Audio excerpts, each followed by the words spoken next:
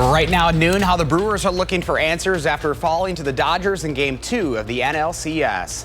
Plus, why President Trump is threatening to cut more programs as the government shutdown continues. This is News 3 Now at noon. Thanks for joining us. I'm Josh Spreiter. A not guilty plea is being entered on behalf of the man accused of beating his former co-worker to death near Camp Randall Stadium last month. 58-year-old Keith Jones said nothing during his arraignment in court. He is charged with first-degree intentional homicide in the death of 62-year-old Mark Tigelaar. Prosecutors say Jones attacked him with a hammer and stomped on his head several times. Investigators say Jones later admitted to the beating during an interview with detectives. At the state capitol, Republican lawmakers are announcing new bills to support emergency services. One measure would improve communication between police departments, especially in Milwaukee County, using new technologies.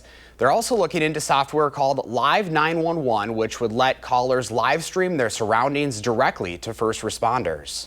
The other thing I'm actually pretty excited about is Live 911. This is something that Senator Markline and I learned about in Grant County as a kind of a pilot project down there. But basically, the dispatchers can send a link to the person that called 911.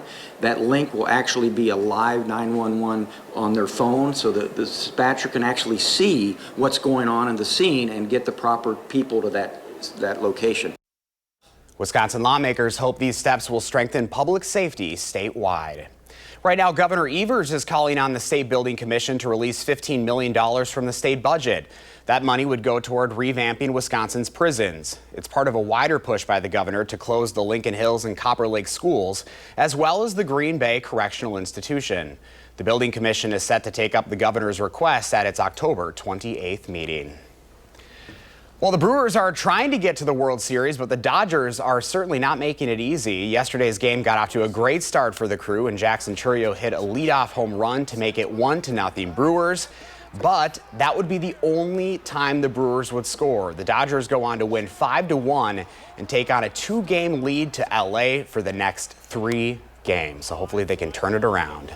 Now, first check of your first warn forecast. Here's meteorologist Jacob Montesano. Hi, Jacob. Hey Josh, we saw some rain earlier today. Not really seeing that right now. Looking at the current radar, most of the area is pretty dry, although it's still very possible that a few locations are seeing some sprinkles that just aren't picking up on the radar. But right now the only rain is to the south of our area. Far southern portions of the region are seeing some very light showers, but more consistent rain right now out in Iowa. Now, we did see about a ½ inch of rain, a little bit less for areas to the south and a little bit more for places to the north. But any rain that we get, we definitely kind of need at this point, considering we are starting to see some drought conditions form.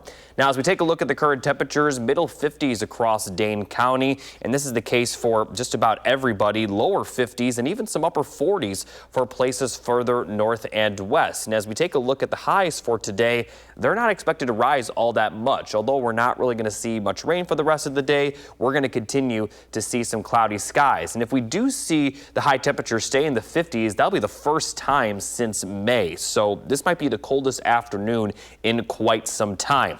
Now, taking a look at future track again, we're going to continue to see the cloudy skies, but not really see that rainfall. Sprinkles are still possible, as you can see most of the area going to be kind of in complete cloud cover for the rest of the day. So don't be surprised if you do see a light sprinkle, but then a little bit more consistent rain will move back into the area for Thursday. Maybe not quite as consistent as the rain this morning and last night, but we'll certainly see some more showers across the area. But then there is a much better chance of rainfall for the end of the week. I'll talk more about that coming up a bit later. All right, much more active, Jacob. Thank you. Well, it is day 15 of the government shutdown. Thousands of workers have only received partial paychecks, and soon there will be no checks at all. The Senate failed again last night to pass a spending bill. Here's Caitlin Huey-Burns. If the motion is not agreed to. With Congress at a standstill, President Trump is threatening more targeted cuts. We're closing up programs that are Democrat programs that we were opposed to. So we're being, and they're never going to come back. His comments came during a meeting with Argentinian President Javier Milei, whose country has been offered a $20 billion bailout by Trump. Critics slammed the timing. The overwhelming majority of Americans say we need help with our health care. And they're busy spending $20 billion because Trump seems to really like the leader of Argentina. In the past week, many federal workers received their final paychecks. Air traffic controllers were among those who received a portion of what they are owed.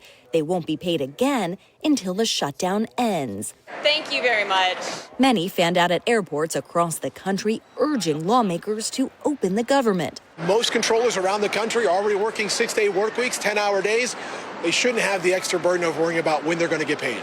Members of the military will get their paychecks due today after the administration rearranged Pentagon funds at the president's direction. You got it? But how long those funds will last is a concern for social worker and military spouse Crystal Bettenhausen-Babulka, whose husband has been serving in the Navy for the past 31 years. For me, it's more so looking at the mental health side of everything. How much do we need to push before we have military families that just can't take anymore? Do you feel like this is putting your life on hold? Oh, absolutely. Yeah, 100%. It's a holding pattern. Lawmakers here will continue to get paid as is required by law, but the police officers who protect this Capitol have missed their first full paychecks, and the union that represents them is urging lawmakers to start talking and negotiate. Caitlin Huey-Burns, CBS News, Washington. More local news now. First responders from across the state were honored as part of First Responder Appreciation Day in Wisconsin. Ahead of Business Tuesday, the Assembly recognized those named the 2025 Wisconsin First Responders of the Year. One of them is Officer Derek Austin of UW-Madison Police. District 77 Representative Maya Dev was proud to recognize him for his selfless dedication and service to the community. Officer Austin's partner, K9 Mavi, also got to be there. They were one of the first to respond to the ALCS shooting last December, rendering first aid to victims and clearing the building. Like many first responders, he is never one to want the spotlight. It's overwhelming. I don't like the spotlight. I feel like this is something that could be given to a number of other people that I could think of. So to be selected, I'm honored, but also at the same time, I don't like to be singled out. Because it's not just a single person, it's the whole team of law enforcement and first responders. In case you didn't know, Officer Austin is my husband. I was happy to be alongside his parents in support, so my thanks to Susan Simon for filling in on the noon yesterday. Derek's leaders at UWPD were also there. Earlier this year, UW-Madison Police awarded him the Commendation of Valor, which is their highest honor. I am so proud of him. Coming up next on News Street Now at noon, why some packages of wild rice are being recalled, plus why the Social Security Administration is delaying its annual announcement of next year's cost of living adjustments.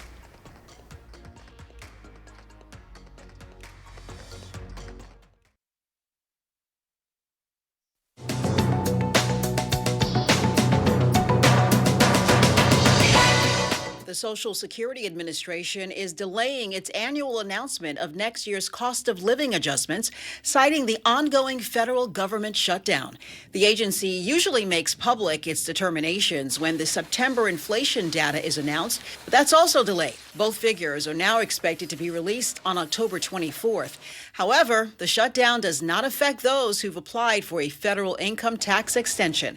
Today is the last day for many of those Americans to file. Ben's Original is voluntarily recalling some packages of its long grain white, whole grain brown, and long grain and wild ready rice because they could contain small stones. The company says the stones are naturally occurring in the rice field. According to an FDA notice, no illnesses have been reported, and the company is taking steps to remove the product from stores and contact customers. And tens of thousands of Kaiser Permanente nurses and healthcare workers have gone on strike in California, Hawaii, and Oregon, demanding better wages and staffing. The workers are requesting a 25% pay increase over 4 years. Kaiser Permanente says clinics and hospitals will remain open, though some elective procedures may be rescheduled. The 5-day strike is expected to end this weekend. That's your CBS News Money Watch report. For more, log on to cbsmoneywatch.com. At the CBS Broadcast Center, I'm Carissa Lawson. Here's a look at the current stock numbers at the noon hour. The Dow is up 50 points, NASDAQ up 131, and the S&P 500 up 31. Our Call for Action volunteers are in the building taking your consumer complaints and taking action on your behalf. Call for action at 608-270-2833 or submit a claim anytime at channel3000.com/call for action. Pam has today's farm numbers up next, and Jacob is tracking the first warn forecast. And later on Live at 4, ways to stay active this winter with UW physical therapy students.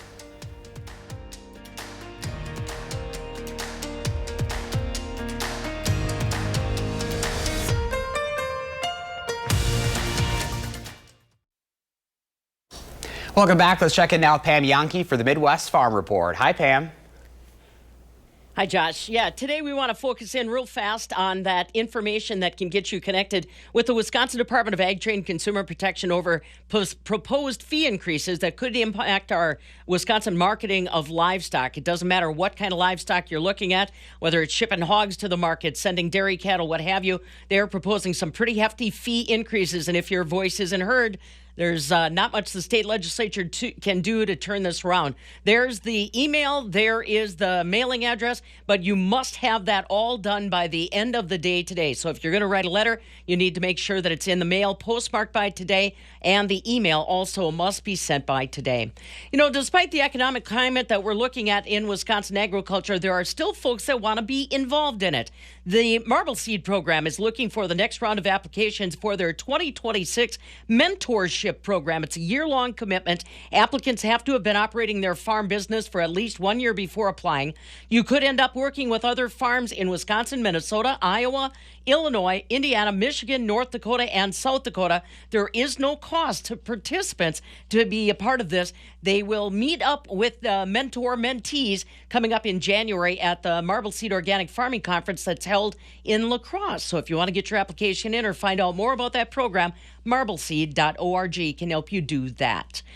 They were talking free trade today up in the Westby area. The folks from the Farmers for Free Trade have been caravanning across the United States, spending a little time in Wisconsin this morning at Wisconsin Farmers Union President Darren Von Ruden's operation outside of Westby. They are talking about the amount of money that production agriculture is losing on the international marketplace because of the tariff situation currently. They have an RV literally that's been traveling thousands of miles, bringing that message to not just rural areas of states, but also to the urban epicenters to let them know what's going on as far as the struggles of today's farmers. The barrel cheese today was up 3, not struggling at 174. 40-pound block cheese unchanged at 170 3/4. Double A butter also up 3 at 167. Today, it looks like, at least when I glanced at the marketplace, our dairy markets with fluid milk are struggling mightily. Again, Josh, a lot of it goes back to U.S. Department of Agriculture still closed. We're missing some key data, some key information reports that the market counts on. So probably trade sideways, if not down, until this is all resolved. Yeah, crazy time, just like our weather out there today. Boy, it is miserable outside. Yeah, I feel like it's got that feel of almost snow, but I know that's not going to happen. It's that damp coldness. I don't like it. It's too soon. All right, Pam. Take care. Have a good afternoon. See you later. Well, Wisconsin farmer is taking home first prize in the pumpkin weigh-off at one of the largest U.S. harvest festivals. Jim Ford of Fond du Lac had the winning pumpkin. He was crowned at the Stillwater Harvest Festival in Minnesota. His pumpkin weighed in at 2,491 pounds. That's a beast. You might be wondering how he was able to grow such a huge pumpkin. Well, Ford says the key is to grow it early and keep it healthy. It's just like a little baby. We don't want them too hot. We don't want them too cold. We want them just right. The trick is to get these things as healthy as you could, get them off to a fast start, and keep them as healthy as long as you could. So the world record for the heaviest pumpkin is 2,819 pounds. The record was recently set by twin brothers in England. How about that? Time for your certified most accurate forecast with First Warn meteorologist Jacob Montesano. Hi, Jacob. Hey, Josh, as we take a look at the 3 things you need to know, we're going to see some light rain return tomorrow. And then for Friday, we're going to see 70s in the forecast with some breezy conditions. And then rain looks pretty likely Friday night into Saturday. And we could see a decent amount of precipitation from this system. Now, right now, still seeing those showers right now, mostly to the southwest of our area entirely. Excuse me. And although we could see some light sprinkles for the rest of the day, we're really not expecting much. But the continuous cloud cover will lead to the possibility of just, some mist, some sprinkle activity here and there, but nothing is expected to be consistent or widespread. This is going to continue overnight before a little bit more consistent rain returns Thursday morning. Still mostly looking at light rainfall, but this is expected to be on and off throughout the day, especially the morning and then maybe again during the afternoon and evening hours. Could see some pockets of heavier rain north of Madison Thursday evening, but still not expected to see much. And then continuing from there, Thursday night and most of Friday should be pretty dry. But as I mentioned, we are going to be pretty breezy with those winds coming directly out of the south, which will help warm those temperatures up. And then as we get towards Friday night, that's when we're going to see more rain move into the area. And we are expecting potentially quite a bit of rain, especially for areas south and east of Madison. Now, once we get to the day on Saturday, we'll see more widespread rain develop. Could see some pockets of heavy rain. Definitely could see some thunderstorms as well. There is a pretty strong chance of severe weather way south of us across parts of the southern United States. But here in our area, I don't expect to see any severe weather, but we still could see some thunderstorms. And then as we get towards Sunday, still going to see some rain, but for the most part, we're not going to see much rain for the daytime on Sunday. Now, looking at the amount of precipitation that's expected, Thursday's system will only bring about a quarter to half inch of rain. But then as we get towards the Friday night, Saturday system, again, the heaviest rain will be for areas east of Madison. Could possibly see over an inch of rain if we do see that consistent precipitation last for quite a while, with a lot of the area picking up about a half inch to a full inch of rain from it. Not going to see quite as much further northwest, as the bulk of the rainfall going to be for south central and southeastern Wisconsin rather than the west central portion of the state. Now, as I mentioned, we'll also see some breezy conditions. This will start Friday with gusts up around 30 to 35 miles per hour, almost directly out of the south, though. For Saturday, not as windy, but then the winds are going to pick back up for Sunday. I don't expect to see gusts up to 50 miles per hour, but we are going to see some very breezy weather for Sunday. And then this is going to continue at times throughout much of next week with that on and off windy weather. So looking at the full 7 to 10 day forecast, we're going to see highs in the 50s today, 60s tomorrow, then 70s Friday, but the 70s on Friday will be the outlier for the rest of the forecast, because we'll be back in the upper 60s Saturday, then upper 50s again for Sunday, and most of next week, the warmest days will feature highs in the lower 60s. So throughout really the entire week, we are going to be pretty fall-like. And on top of the fact that we also are going to see some windy weather, it may make it feel even warmer. So kind of an eventful next couple of days. The rest of today going to remain cloudy, but not seeing a lot of rain. Similar situation tomorrow, though we'll see a little bit more rain during the afternoon tomorrow. Then breezy and warm, or mild, I should say, warm for this time of the year, Friday. And then the weekend system might be a pretty gloomy Saturday right now. Thankfully, though, actually, I was going to say the Brewers Stadium has a roof, but they're actually going to be in L.A. from Thursday through Saturday, so never mind. Yeah, bummer. Yeah. All right, Jacob, thank you.